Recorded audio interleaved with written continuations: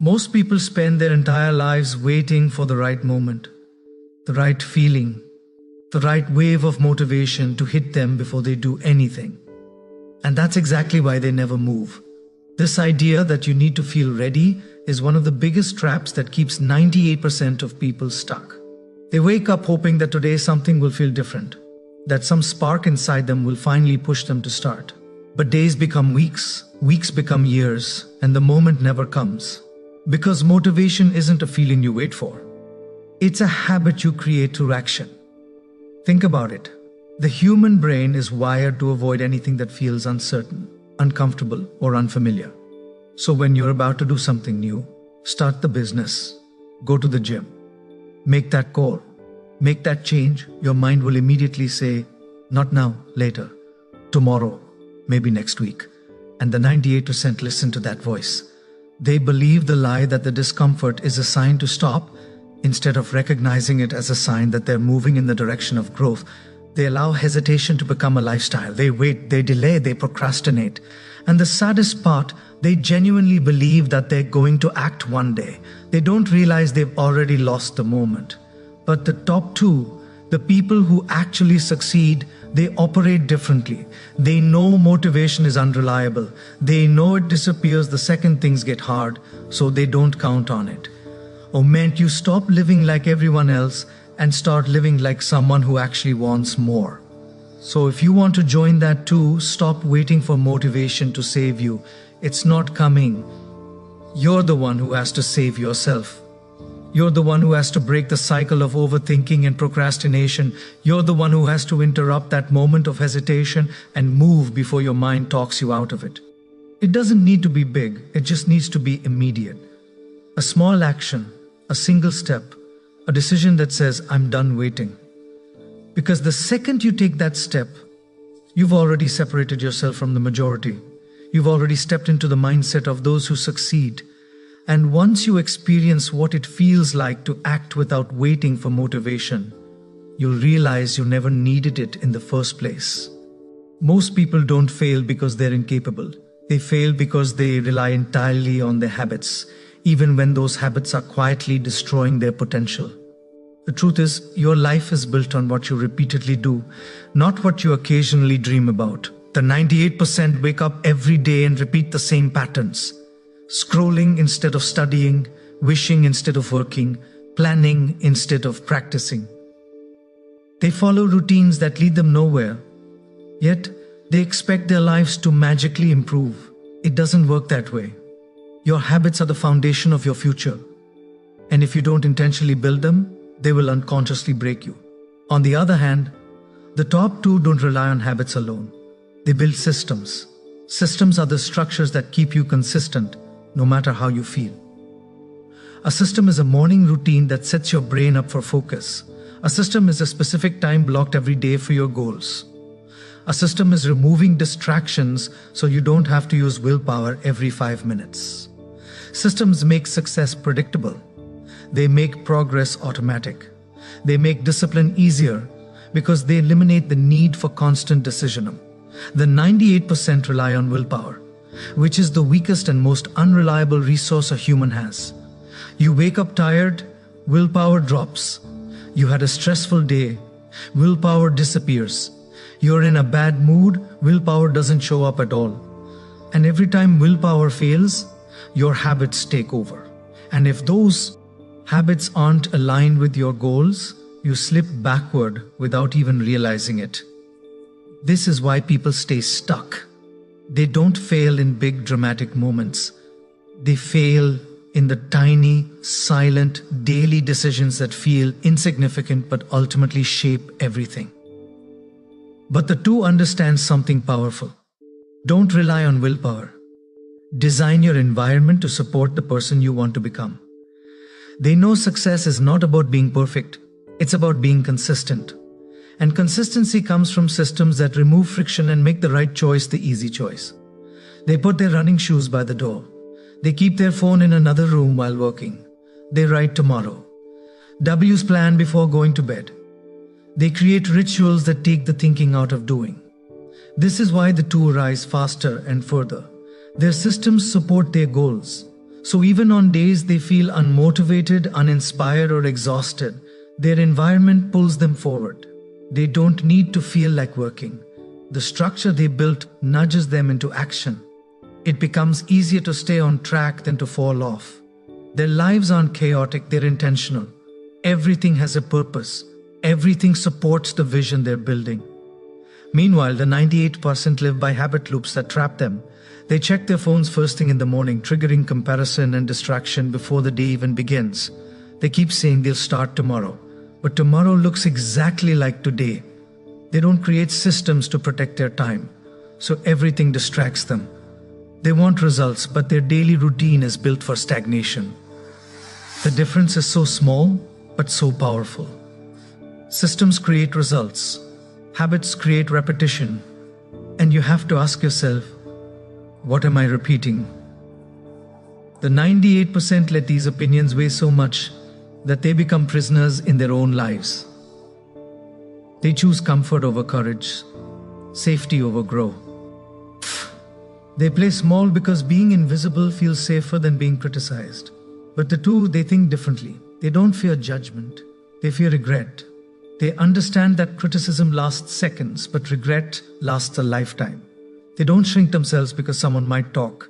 They don't stop taking action because someone might disagree. They choose to bet on themselves instead of letting outsiders dictate their path. The two know that people will judge you no matter what you do, so you might as well do the thing that sets your soul on fire. When you talk to successful people, you'll realize something. Almost every one of them was criticized, misunderstood, or doubted at the beginning. People laughed at their dreams, people questioned their decisions, people whispered behind their back. But the difference is this: successful people kept going anyway. They didn't wait for permission, they didn't need applause, they weren't chasing the approval of the crowd, they were chasing the future version of themselves. The 98% were controlled by the fear of being seen starting small. They want to appear successful without being caught in the messy middle. They want results without the awkward, imperfect beginning. But life doesn't work that way. Everything extraordinary begins with something small, sometimes embarrassing, sometimes imperfect. And if you're too afraid to be seen starting, you'll never be seen succeeding. The two embrace the awkward beginnings because they care more about where they're going than how they look getting there. They know the people judging them aren't the ones who will save them when life gets tough. The people laughing at them won't build their dreams. The people criticizing them won't live with the consequences of an unlived life. So why give those people so much power? Most judgment isn't even real. It's imagined. People are too busy thinking about themselves to think about you. And even when they do judge, their judgment comes from their own fears, insecurities, and limits. Their opinion is a reflection of them, not of you. The moment you understand this, you become free. The two succeed because they shift their focus. Instead of asking, "What will people think?" they ask, "What will I think of myself if I don't try?" This question changes everything. It forces you to look at the long-term cost of inaction. It makes you realize that the discomfort of judgment is temporary, but the pain of regret echoes for years. So, if you want to rise into that too, you need to stop giving strangers, critics, and doubters the steering wheel of your life. Start living for your own approval. Start taking action that aligns with your values, not someone else's expectations. At the end of your life, it won't be the judgment you'll remember. It will be the chances you didn't take, the dreams you are beyond, the courage you never activated. And that is a far heavier burden to carry. Choose courage over approval. Choose action over fear. And choose a future without regret, because that's what the top two do every single day. Most people fail not because they are incapable, but because they walk into life expecting the journey to be smooth. They assume that if something is meant for them, it will come easily. They believe success should feel natural, effortless, and comfortable. So, the moment things get hard, when the grind kicks in, when the doubt shows up, when the obstacles appear, they take it as a sign that they're on the wrong path. They quit, they retreat, They tell themselves, maybe this isn't meant for me, simply because it doesn't feel easy anymore. This mindset traps 98% of people in a cycle of starting and stopping, never building the resilience required to break through. The truth is, nothing extraordinary is supposed to be easy. Growth is uncomfortable by design. Every time you try to improve your life, you're fighting against old habits, old patterns, old fears. You're stepping into uncertainty, and your brain is wired to hate uncertainty. So, of course it feels hard, of course it feels scary. But the 98% misinterpret that feeling. They take discomfort as danger instead of seeing it as a sign of progress. And because they expect ease, they quit. The second reality doesn't match the fantasy. The two succeed because they expect it to be hard. They aren't surprised when things go wrong. They aren't discouraged when they hit a wall. They don't make struggle mean something about their worth. They understand that obstacles are part of the process, not a sign to stop. They prepare for resistance. They build mental endurance. They see challenges as a test, not a warning. And because they expect it to be hard, they keep going long after the 98% have quit. That's the real difference. The 98% run away from discomfort. The 2% run toward it. The majority get frustrated and give up the moment they feel overwhelmed. They want shortcuts, instant results, and quick wins. They want the success without the struggle. But success doesn't work like that. The universe doesn't reward people who quit at the first sign of difficulty. It rewards the ones who stay in the ring when it gets tough. The ones who refuse to tap out. The ones who understand that consistency in hard times is what separates dreamers from doers. When you study the people who rise to the top, you'll notice something. They all talk about the struggles, the failures, the doubts, the nights they wanted to quit. They didn't get there because the path was smooth. They got there because they were willing to endure what most people avoid. They kept pushing when nothing was working. They kept believing when no one supported them. They kept showing up even when their motivation was gone. That's not luck. That's grit. The 98% underestimate the power of persistence because they're too focused on temporary feelings. They don't feel motivated, so they stop. They don't feel confident, so they hesitate. They don't feel ready, so they delay. But feelings aren't facts. Feelings come and go. The two don't let feelings dictate their actions. They follow their commitments, not their emotions. They understand that success is about what you do consistently, not what you do when you feel good. If you want to rise into that too, you must shift your relationship with difficulty. Instead of avoiding hard things, lean into them. When you hit a challenge, don't ask, why is this happening to me? Ask, what is this trying to prepare me for? When you feel stuck, don't assume the dream is wrong. Assume you're leveling up. When progress feels slow, don't quit. Tighten your focus. The harder the journey, the more valuable the destination. You become unstoppable the moment you stop expecting the path to be easy. Because once you accept that difficulty as part of the process, you stop wasting energy resisting it and start using that energy to push through it. That's the mindset of the two. They don't quit when it's hard. They expect it to be hard, and that expectation alone keeps them in the game long enough to win. Stay in the fight and being transformed. Inspiration is temporary. It makes you feel empowered in the moment, but it disappears the second you close the video or put the book down. Transformation requires effort. It requires stepping into discomfort. It requires doing something differently today than you did yesterday. And that's where most people stop. They love the idea of success, but they avoid the actions that create it. They want the reward, but avoid the responsibility. The 98% are addicted to consumption because consumption feels safe. You can watch someone else succeed from the comfort of your couch. You can listen to success stories and imagine your own without risking anything. But the two know that all progress happens through action, not imagination. They understand that the only way to build a skill, a business, a body, or a new life is by doing the work, not by watching someone else do it. What the 98% don't realize is that action creates clarity. You don't gain clarity by thinking about your goals. You gain clarity by moving toward them. You figure things out along the way. You make mistakes, adjust, and grow. But the ones who consume endlessly get stuck in analysis paralysis. They overthink every step. waiting for the perfect plan, the perfect moment, the perfect level of confidence. But perfectionism is just a fancy word for fear. While they wait, the two act. While they plan, the two execute. While they hesitate, the two gain momentum. Execution is the ultimate separator. Even if your action is messy, imperfect, or slow, it still moves you forward. Every step teaches you something. Every attempt builds resilience. Every failure makes you smarter. But consuming without action keeps you exactly where you are.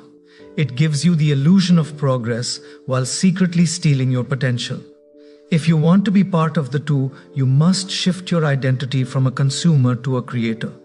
Use knowledge as fuel, not as a hiding place. After you learn something, ask yourself one powerful question. What can I do with this today? Not tomorrow, not next week, today. Take one step, any step. Because action is what rewires your brain, builds confidence, and creates results. The two aren't special. They're simply willing to do what the 98% won't. They choose execution over consumption. They choose progress over perfection. They choose action over comfort. And that single choice, repeated every day, is what leads them to success that others only dream about. Most people drift through life without ever truly deciding what they want. They wake up, go to, handle their responsibilities, and repeat the same routine for years without questioning whether any of it aligns with who they want to become. They let life happen to them instead of designing it. And because they have no clear vision, their actions are scattered, reactive, and unfocused. This is why 98% of people fail. They're moving, but they're not moving with intention. They're busy, but they're not progreg. They're alive, but they're not fully living. A vision isn't just a goal, it's a direction, it's a reason. It's the compass that prevents you from wasting time on things that don't matter. Without vision, every distraction looks like an opportunity. Without vision, every obstacle feels like a dead end. Without vision, your life becomes a series of random choices that lead you nowhere meaningful. And that's how most people live. They hope things will get better, but hope without vision has no power. The top two live differently. They succeed because they know exactly what they're working toward. They don't just have dreams, they have a clear picture of who they want to be and what kind of life they want to create. And because their vision is clear, their actions become deliberate. They make choices that align with their future, not their emotions. They don't chase every shiny distraction. They don't follow what everyone else is doing. They follow their direction. A powerful vision turns you from a reactor into a creator. When you know what you want, your energy sharpens, your discipline strengthens, your focus becomes unshakable. Suddenly, the things that used to tempt you don't matter anymore. The opinions that used to scare you lose their power. The fears that once controlled you shrink. This is what vision does. It anchors you. It keeps you steady when life gets chaotic. It becomes your why. And a strong why can carry you through anyhow. Most people fail because they never take the time to build that why. They let external forces shape their direction. Family expectations, society standards, their past failures, their fears. They end up living a life based on survival instead of purpose. And when you're in survival mode, you don't chase dreams, you chase comfort. You don't take risks, you avoid them. You don't grow, you maintain. Without vision, you settle. The two succeed because they choose not to settle. They design their lives the way an architect designs a building, with intention, clarity, and long-term thinking. They think about the person they want to be 10 years from now and then make decisions that align with that version of themselves. They let their future guide their present. And that is one of the most powerful advantages a person can have. A clear vision also activates something psychological. Your brain starts filtering your world differently. It begins noticing opportunities, people, environments, and ideas that align with what you want. It's not magic, it's focus. When you know what you're looking for, you start seeing it. The 98 miss these opportunities because they're not paying attention. Their minds are scattered. Their energy is divided. Their direction is unclear. Vision turns chaos into clarity. It gives meaning to hard work. It gives strength during setbacks. It gives courage during uncertainty. Because when you know where you're going, the obstacles don't stop you, they shape you. If you want to join THE2, create a vision so meaningful that it pulls you forward. Sit with yourself and ask the uncomfortable questions. What do I really want? Who do I want to become? What kind of life would actually make me proud? Then build your habits, your routine, your decisions around that vision. Let it guide you like a lighthouse in the dark. The two don't live by accident. They live on purpose. And the M, moment you create a vision strong enough, clear enough, and personal enough, you stop living like the 98 and start stepping into the life you were actually meant to.